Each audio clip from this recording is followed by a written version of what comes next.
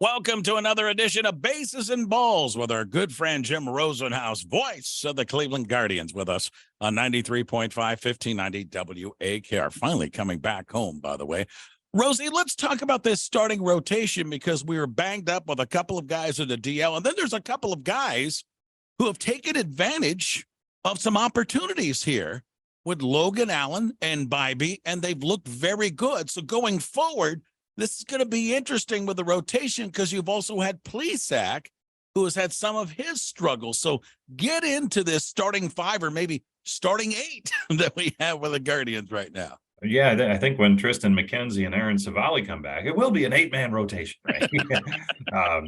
Yeah, they'll stay with five, and it'll lead to some I think hard decisions.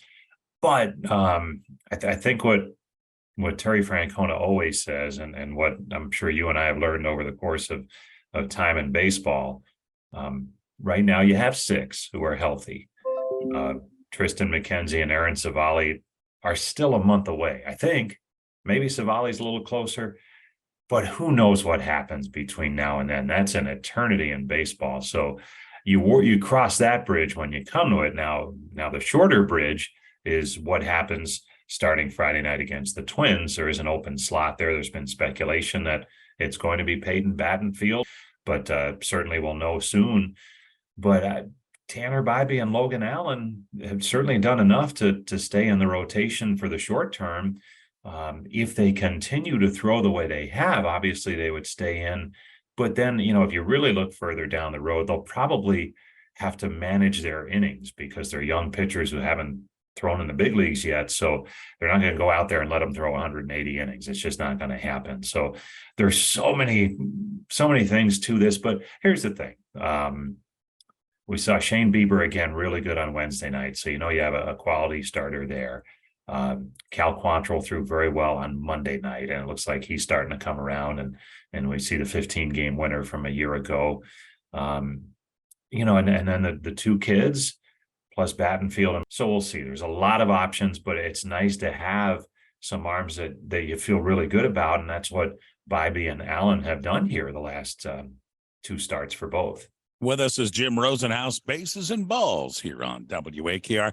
We see Sandy Alomar down at first base. We see him with his clicker. We see him in the dugout. We see him working with the catchers. And I want to bring that up because he's one of the iconic figures in franchise history. And you kind of know exactly what he does with this team, clubhouse and beyond. And thought maybe we could take a couple of minutes and talk about Sandy's role and his importance to Tito and this baseball team.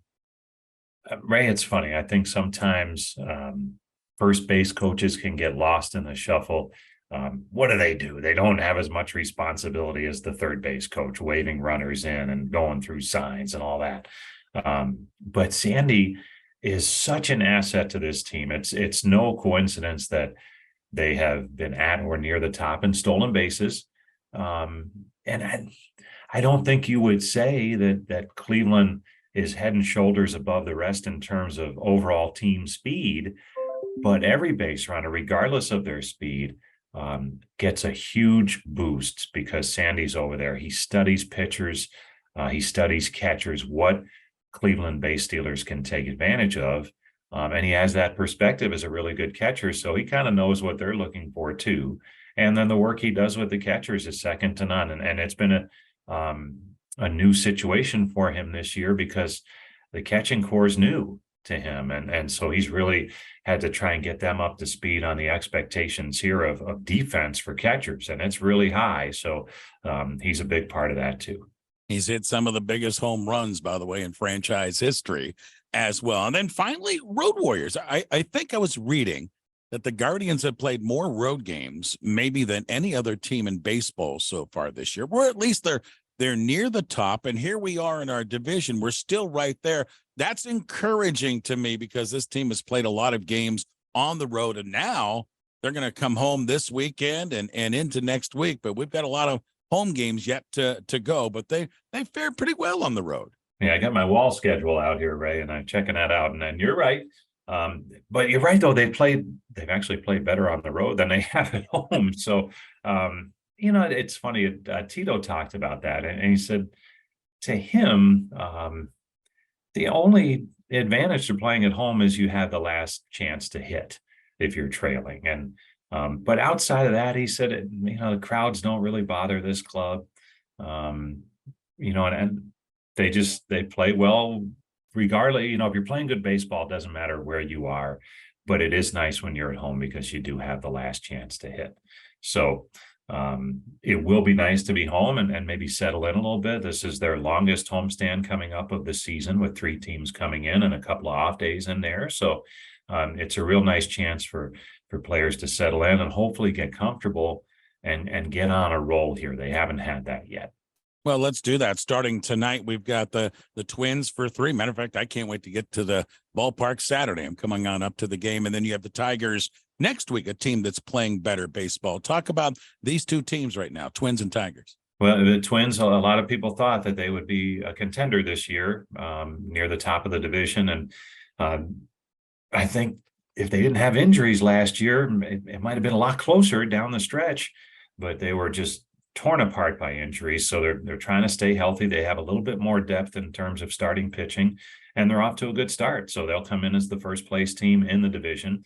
And it looks like the Tigers are a little better. The Guardians saw that in their series in Detroit not too long ago. The Tigers took 2 out of 3 in that series. So, they might be making some headway in what has been just a terrible stretch for Detroit. So not the easiest. And they got the Angels on the back end next week, and that'll be a challenge too, with 2 of the biggest stars in the game. Rosie, as always, my friend, thanks for carving out some time for us each week. It's called Bases and Balls with Guardians broadcaster Jim Rosenhaus, who joins us. Rosie, thanks again for connecting up with us, and we'll get back together again next week. You got it right.